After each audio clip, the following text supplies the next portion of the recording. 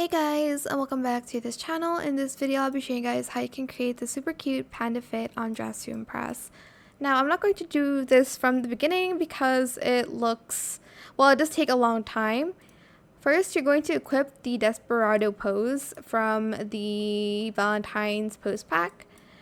Then what I wore is this beanie here. So toggle it to no ears, color it white. And these are all of the position and rotation and scale that I use. So position, X is 0.5, Y is 0.34.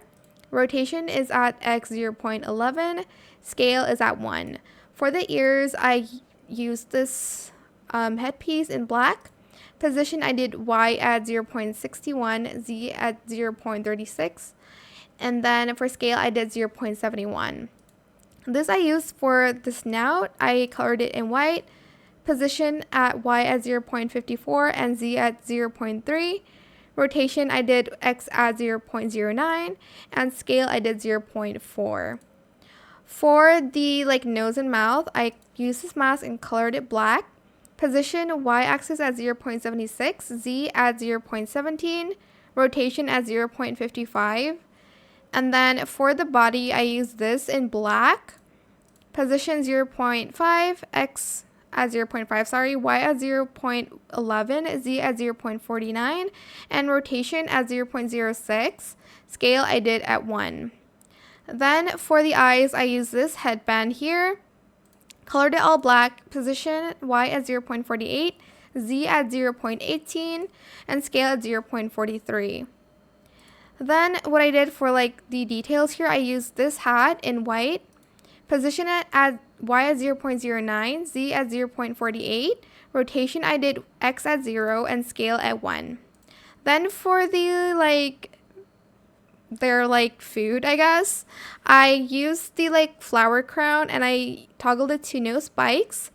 Position it at Y at 0.21, Z at 0.12, rotation at 0.46 for the X, Y at 0.49, Z at 0.82, and scale it at 0.50.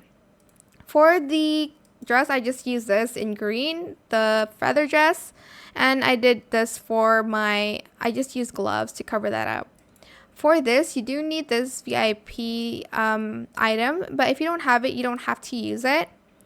I did position at Z 0.37, rotation X 0.37, Y at 0.5, and Z at 0.5, and for the scale, I did 0.7.